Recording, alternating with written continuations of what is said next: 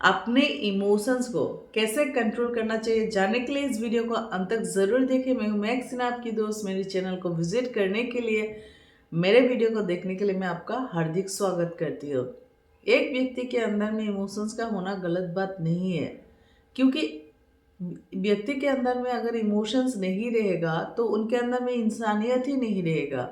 और जिस व्यक्ति के अंदर में इंसानियत नहीं रहेगा तो वो इंसान कहने लायक नहीं, बल्कि वो एक हैवान बनकर वो हैवानियत पर उतर जाता है। इंसान के अंदर में अगर इमोशंस नहीं रहेगा तो वो लोगों के भावनाओं को कैसे समझेगा, और लोगों के भावनाओं को नहीं समझेंगे तो वो लोगों की कदर कैसे करेंगे, और लोगों की कदर अगर नहीं कर पाएंगे तो आप इस समाज के हिस्सा बनने लायक नहीं रह जाते हो। इसीलिए कहा जाता है कि इमोशंस का होना गलत बात नहीं है, लेकिन गलत तब होता है जब वो इमोशंस हाथ से बढ़ जाता है। हमेशा एक चीज़ हर श्लोक में कहा जाता है कि लाइफ में संतुलन का होना बहुत ज़रूरी इसलिए कहा जाता है क्योंकि अगर लाइफ में संतुलन ना हो तो वो लाइफ स्पॉइल होना ही होना है।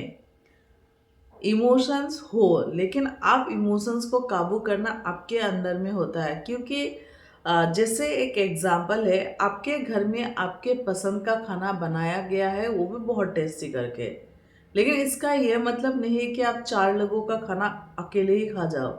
आप ऐसा क्यों नहीं करेंगे? क्योंकि आपको भी मालूम है कि आपका कैपेबिलिटी कितना है कि आप कितना खा सकेंगे, आप उतना ही खाएंगे। अगर उससे ज़्यादा अगर खाते हैं तो वो आपके सेहत के लिए बहुत ही हानिकारक है। खाना हम इसलिए खाते हैं ताकि हमारी सेहत खराब ना हो जाए, लेकिन अगर हम ऐसा खा के सेहत ही खराब हो तो ऐसे खाने का कोई फ़ायदा नहीं है।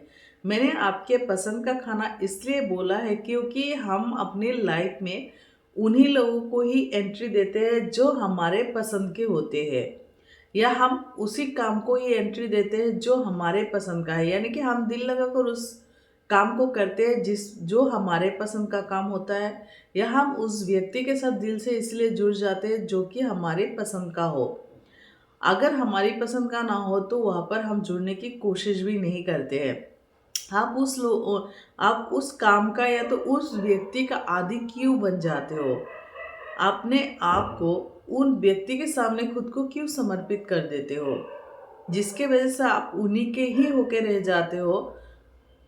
अगर तब तक आप खुश रहेंगे जब तक आप खुद को खुद पे ही समर्पित करो, तब आप लोगों को भी खुश रख पाएंगे और खुद भी खुश रह पाएंगे। क्योंकि एक कहावत है कि जो व्यक्ति खुद का ना हो सका वो किसी और का क्या होगा। ये कहावत सच्ची है। क्योंकि देखो, दुनिया में ना तो कोई भी काम आपके लाइफ में परमानेंट हो सकता है और ना ही कोई भी व्यक्ति, लेकिन आप खुद के साथ खुद परमानेंट हो। आपको ये सोचना चाहिए कि जब तक आप हो तब तक वो लोग आपके साथ जुड़े हुए हैं। आपका आप ही नहीं रहेंगे तो वो उन लोगों का कोई मतलब ही नहीं होता है आपके लाइफ में। इसलिए दोस्तों, सबसे पहले खुद को महत्व दो, उसके बाद सबको महत्व दो। मैं ये इसलिए कह रही हूँ, मैं ये नहीं कह रही हूँ कि आप स्वार्थी बनो। स्वार्थी बनना अलग होता है, खुद के महत्व को समझना अलग होता है।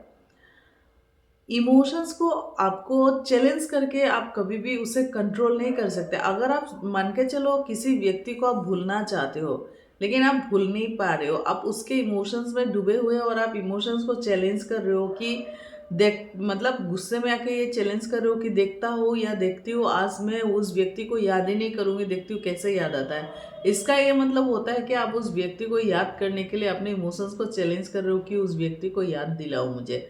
इस तरह का चैलेंज करते हो तो वो व्यक्ति उतना ही याद आएगा जितना आप भूलने की कोशिश करेंगे। किसी को भूलने की ना तो कोशिश करना है और ना ही उस मोमेंट को भूलने की कोशिश करना है जिसे आप भूलना चाहते हो।